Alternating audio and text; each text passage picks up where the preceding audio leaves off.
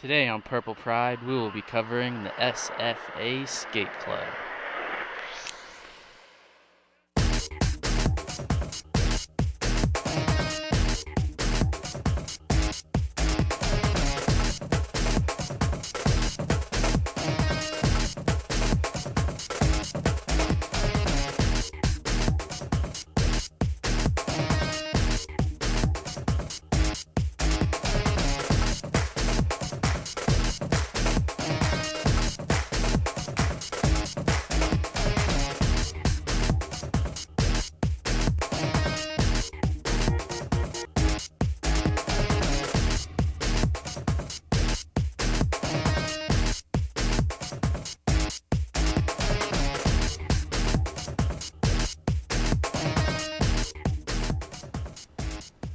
Hey everybody, I'm your host Martin Pape, and here to welcome you to this episode of Purple Pride. Today we'll be discussing the SFA skate team and how they're involved in the extreme sport of longboarding. Before we go into that, let's take a first-hand look at what it's like to be a longboarder. See a real nice steep hill. I just think of how much fun it would be to just get at the top, push, and just go.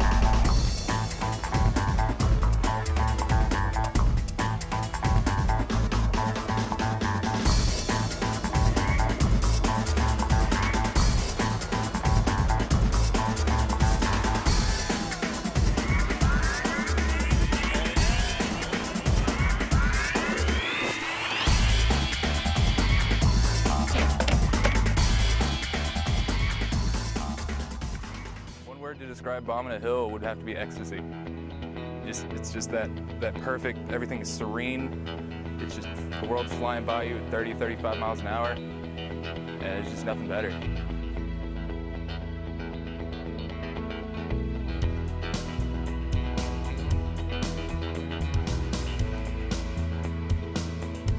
You could say it'd be like our version of snowboarding. It's just on asphalt. You can carve, you can go for speed. Some people do jumps.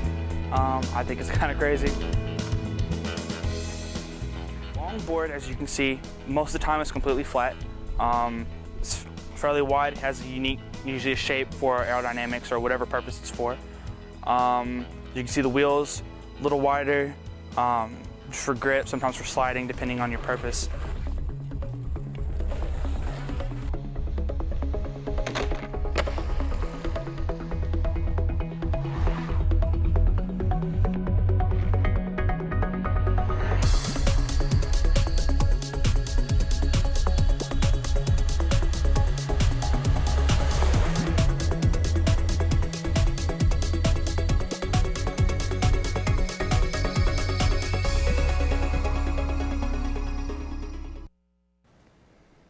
It's plain to see that longboarding is not for the faint of heart. Here to tell us more about the subject is skate team member and avid longboarder Will Smith. Hi Will, nice to meet you. Hey man, how's it going? Pretty good. Can you tell us a little about yourself? My name is Will Smith. I know a lot of people get a kick out of that. I'm a junior. I'm a music major, and it's kind of weird because my professor gets mad at me for doing something like that. Because music involves my face, and obviously you can see the risk in doing this, especially when you eat it. Yeah, you don't want to miss the pretty face up. Nah, I get a lot of trouble for that. Yeah. But I'm a music major.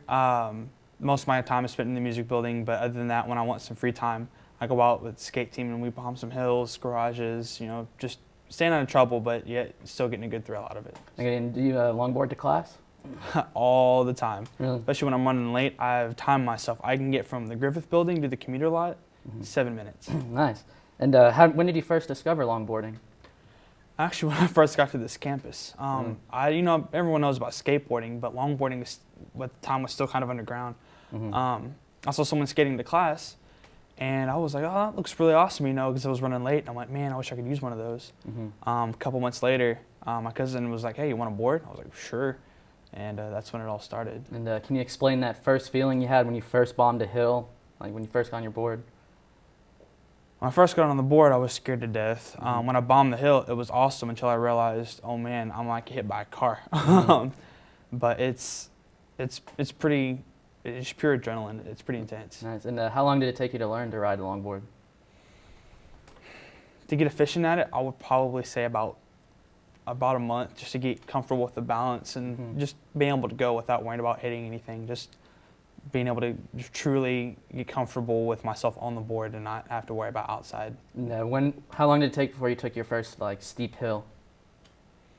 First steep hill took me about 4 months. 4 months. Mhm. So you just started like gliding and on the streets, and then you took to the hills. I just started on campus basically. And how much did your skills improve, do you think, over that time? A lot. I learned to get over my nerves because when you go down and it's pretty intimidating. I mean, watching someone doing it is totally different. But after a while, like you just get comfortable, and when you get comfortable, you experiment, and things got really easy. So. And do you prefer to ride alone or with friends? I prefer to ride with friends. It's Why really is that? cool. You get to see different styles. There's a guy that's checking out Skate Club right now. He does what we call pumping, and where you actually squat on the board as you're going downhill, and when you take turns, it actually helps you get speed. Well, those of us that are from hilly areas, we're not used to seeing that, but he's from Galveston where there's no hills. So that's how he uses to get speed. Oh, okay, and so there's different tactics to do it? There's a lot of different What's your styles. preference? If I want to get faster, I mean, usually I just go into a straight tuck. You just line your feet up, your knees, and you basically bend over, like make yourself as aerodynamic as possible. Okay, and where's your favorite place here in NAC to go skate? I would have to either say out on Shadowbrook or... Do you know where? Can you explain where Shadowbrook is? if you go down, you're on University, go up towards Appleby Sand, take a left, go past the Colonial Hills, and just keep on going. I think it's like, it's outside the city limits, like County Road, like 213, 214, somewhere around there. We used to go out there and skate a lot out there on Water Tower. Now we just pretty much stick to Colonial Hills, which is another really good place. Okay, and you were explaining how you get around, but what's the best way to get the most speed whenever you're riding? Because you get different speeds for a hill compared to when you're on land. Well, for one, when you're just cruising on campus, I mean, you try to stay away from speed just so you don't hit anybody, or just get in a class you don't really need it. So you carve out your speed. Have you ever hit anybody yet? Have you ran into anybody? Almost. Almost. Almost T-boned somebody hard, and I told them I was coming, and they just didn't listen. But really? Yeah, it happens. Okay, and have you gotten hurt yet? Yes. Can you tell us a little bit about that? I guess one of the funniest instances in my book, so I was going down the hill by Lumberjack Lodge. Yeah, I know exactly what you're talking about. And so I'm going down, cruising to practice, and I'm right next to the sidewalk. There's like no traffic, but there's a car that was just waiting. I thought I was going to turn right, but it's still next to the lodge. And it pulls over closer to the sidewalk where there's nowhere to turn, and somebody walks across the street at the same time. I am hauling it. And so I try to foot brake, and my board like wobbles out and then hits a pine cone, which just all bad in itself. Yeah. I hit and slide on my side. I'm just cruising on my butt basically. And the worst part is I have my mellophone strapped to my back, and so I'm trying not to dent the thing at the same time. And so I'm sliding, I scrape up all this, and I stop my board, run up, check everything, boom, hit and go, because I'm late to practice. And the looks I got from everybody were like, what just happened? So you mentioned practice, y'all meet up. How often do y'all meet up for the skate club? We try to meet up every weekend. I mean, during the school week, obviously, not really going to work. Friday afternoons, because we should get out of class early. They would usually meet Saturdays. I haven't been able to just because I'm in marching band, but now that that's over, my weekends open up. Basically just Friday through Saturday. And where do y'all meet at? Oh, we meet anywhere from just, we're like, hey, where do you want to meet? Oh, let's meet at Griffith. Okay. And so it's just wherever's convenient at the time. Right. And do you have to pay a fee to join the club, or is it free? You don't have to pay a fee to join the club, but to be considered like a technical active member, there are dues. But I mean, if you show up and skate and you make a legitimate effort to be a part of the club, you're a member. But how much do you have to pay if they make you pay? Between $20 and $30. We're kind of pending because it's been different in the past. We're trying to figure out what's the best to bring money into the club, but yet to make it accessible. And do y'all have officers right now? Yes. James is the president, and Austin is the treasurer, I believe. Okay. And what exactly does the skate club do? Exactly what it sounds. We skate, we go to events. There's a race we went to in last March, which was pretty cool, actually run by Sam Houston. We've actually been keeping in touch with those guys, seeing if we can do something together. Just, really cool, the Piney Woods guys. Yeah. So y'all are trying to expand the skate club to different universities, like does Texas A&M and other places, do they have them? As far as an actual university sanctioned skate club, I don't know, and that's one reason we're kind of unique, because we're actually like a university team. You really don't see that almost anywhere. I think Sam Houston was like after us. We were the first one in the state. Sam Houston was the second one in the state, which really means there's not any, because this was the first semester Sam Houston was active. And what happens at these events that you go to? We have your normal downhill race. You have slide jams, which basically you can do the fanciest slide, who wipes out the best. You can do the longest slide, so on and so forth.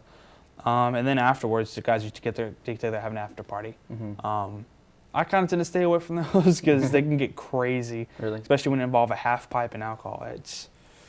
That's bad. And is there any events that the team hosts here in Nacogdoches? We actually came really close to hosting an event we call Knack Bash. Basically, so a lot of stuff went down, things that ends didn't quite meet. But we were looking at literally the largest longboard race in Texas. I mean, What did y'all have planned for it? Huh? What did y'all have planned for it? Oh, we're mainly just having a downhill race, just because there's so many people and we don't really have room to do much else. But basically a downhill race. We thought we were going to have a slide jam. We're going to see how that worked. But we have an amateur race with people that are just starting out, but they're comfortable going downhill. That's pretty much what it was going to entail, but it was literally going to be from like all morning to like even when it gets dark, because there's just so many people that wanted to come. Yeah, and what's it like to participate in these events? It's crazy. I mean, like just going downhill is an adrenaline rush, but when you're actually like worried about whether the guy's going to come up behind you and accidentally bump your back tire, or that sometimes they'll get dirty and reach down and grab your board. I mean, and just eating it to like drifting around turns. I mean, it's a whole new experience. And I've heard that the skate team is smaller this year. And what are y'all trying to do to get past that and grow it? Well, our biggest obstacle was that one of the main people who started it left, and it was pretty much almost all of them in one sweep. How long has the club been going? I would say 5 or 6 years. It got here a couple years before I was here. Actually, maybe even more like 8 years. We had guys like Michael, Micah, and Cliff, who were 3 of our best skaters, and they helped really get things running. Our last Knack Bash, they were the ones that ran it.